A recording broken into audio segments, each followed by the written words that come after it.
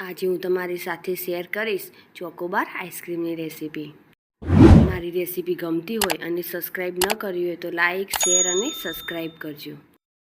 બજાર જેવી ચોકોબાર આઈસ્ક્રીમ બનાવવા માટે પહેલાં આપણે એક પેન લઈશું. તેમાં 500 ml દૂધ લઈશું. હવે આપણે થોડું દૂધ અલગ વાસણમાં કાઢી લઈશું. હવે આ દૂધમાં આપણે 2 ચમચી જેટલો મિલ્ક પાવડર એડ કરીશું. હવે તેમાં 4 ચમચી જેટલી ઘરની મલાઈ લઈશું. હવે ક્રીમ અને મિલ્ક પાવડરને આપણે દૂધ સાથે સરસ રીતે મિક્સ કરી લઈશું.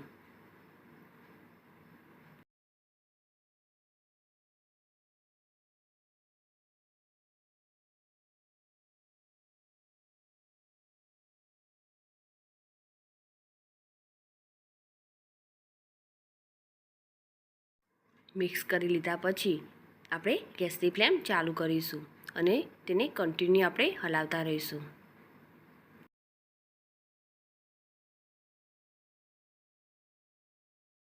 દૂધને સરસ એવું ગરમ થવા દઈશું અને સતત મિક્સ કરતા રહીશું.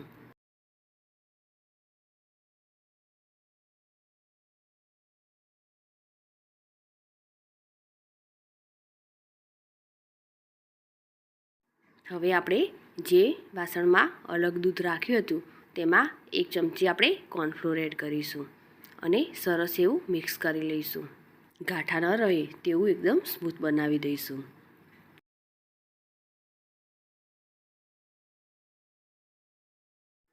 દૂધ સરસ એવું ગરમ થઈ ગયું છે અને થોડું ઘટ પણ થઈ ગયું છે. હવે તેને આપણે સતત કન્ટિન્યુ હલાવતા રહીશું અને તેમાં કોર્નફ્લોરવાળું દૂધ એડ કરીશું. થોડું દૂધ એડ કરીશું અને તેને મિક્સ કરીશું જેથી દૂધમાં ગાંઠા ન પડે. કોર્નફ્લોર ઉમેર્યા પછી તેને આપણે વિસ્કરની મદદથી સરસ રીતે મિક્સ કરતા રહીશું અને તેને ઉમેર્યા પછી દૂધ સરસ એવું ઘટ થઈ જશે.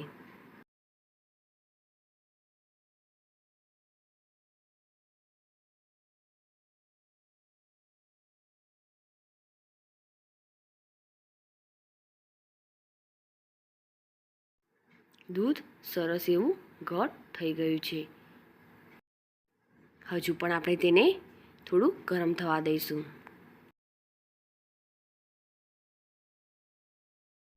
હવે દૂધ સરસ એવું રેડી થઈ ગયું છે. હવે આપણે ગેસની ફ્લેમ બંધ કરી દઈશું અને તેને ઠંડુ થવા દઈશું.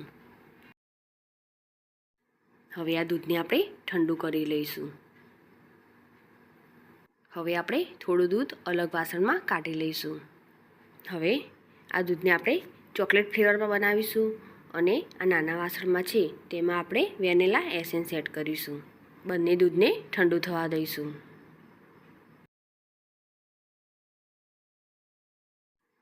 હવે તેમાં 2 ચમચી જેટલો કોકો પાવડર એડ કરીશું અને સરસ રીતે મિક્સ કરી લઈશું. કોકો પાવડરના ગાંઠા ન પડે તે રીતે તેને સ્મૂથ કરી લઈશું.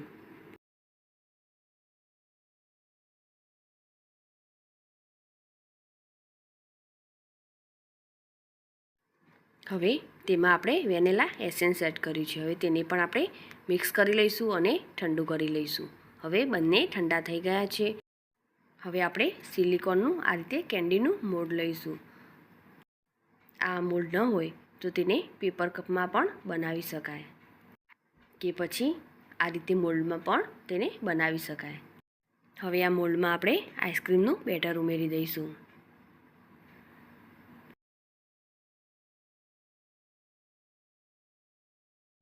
હવે તેને આપણે કેન્ડી સ્ટિક લગાવી દઈશું.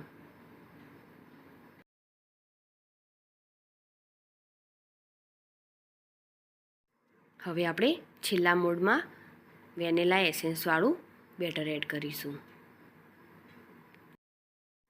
હવે તેના પર આપણે એલ્યુમિનિયમ ફોઇલ પેપર લગાવી દઈશું.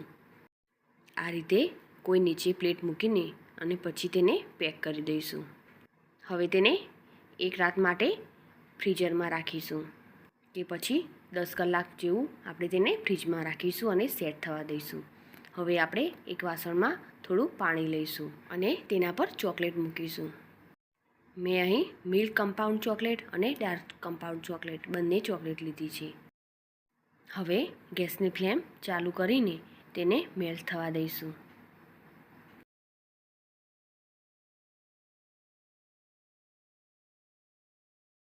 ચોકલેટને સરસ રીતે મેલ્ટ થવા દઈશું.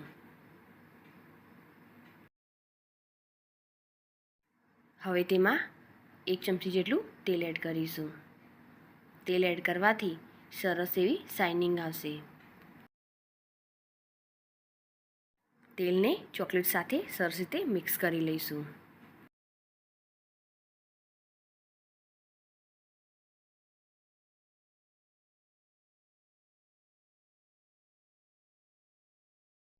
હવે ચોકલેટમાં કાજુ બદામ એડ કરીશું. તેનો ટેસ્ટ એકદમ સરસ આવશે. તેને આપણે મિક્સ કરી લઈશું. 10 થી 12 કલાક પછી આઈસ્ક્રીમને આપણે ચેક કરીશું.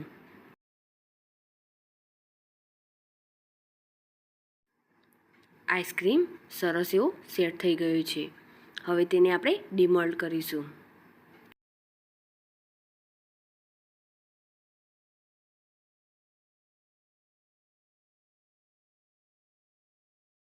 તો સરસ એવો આપણો આઈસ્ક્રીમ રેડી થઈ ગયો છે.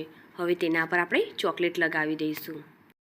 આ ચોકલેટને ગ્લાસમાં ભરીને તેમાં કેન્ડીને ડીપ કરીને તે રીતે પણ બનાવી શકાય, પરંતુ આ મોલ્ડ મોટું હોવાથી તેને આ રીતે લગાવીશું. આઈસ્ક્રીમ આપણો ઠંડો હોવાથી તેના પર ચોકલેટ એડ કરવાથી સરસ રીતે તે સેટ થઈ જશે. ચોકલેટને આપણે લગાવીશું અને ચોકલેટ વધારે ગરમ હશે તો તે કેન્ડી ઉપર સરસ રીતે સેટ નહીં થાય અને તે નીકળી જશે. ચોકલેટને આપણે બહુ ગરમ નહીં અને બહુ ઠંડી નહીં તે રીતે આપણે તેને રાખીશું. ચોકલેટને ફ્રીજમાં ન મૂકતા તેને આપણે બહાર જ ઠંડી કરીશું. મેં અહીં ચોકલેટ કમ્પાઉન્ડનો યુઝ કર્યો છે. તમારી જોડે તે ન હોય તો તે ડેરી મિલ્કનો યુઝ પણ કરી શકાય. તેનો ટેસ્ટ પણ એકદમ સરસ આવશે.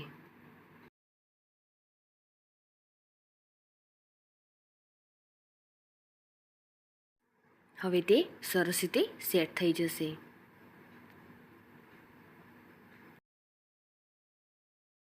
હવે આ વેનીલા આઈસ્ક્રીમને પણ આપણે આ રીતે ચોકલેટ લગાવી દઈશું.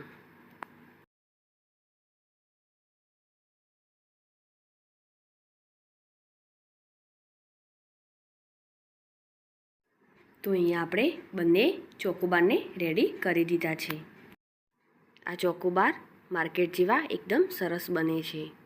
આ ચોકોબાર બનાવતી વખતે આપણે એટલી જ વાતનું ધ્યાન રાખવાનું છે કે ચોકલેટને લગાવતી વખતે તે રૂમ ટેમ્પરેચરની હોવી જોઈએ અને આઈસ્ક્રીમ આપણી એકદમ સરસ એવી ઠંડી સેટ થયેલી હોવી જોઈએ, તો જ પરફેક્ટ ચોકોબાર બનશે. મારી આ રેસીપી તમને ગમી હોય તો લાઈક કરી અને શેર કરજો. સાથે જ મારી ચેનલ સબસ્ક્રાઈબ કરી બાજુ આપેલ બેલ આઇકન પ્રેસ કરજો, જેથી નવી રેસીપીના અપડેટ તમને મળતા રહે. ફરી મળીશું નવી રેસીપી સાથે.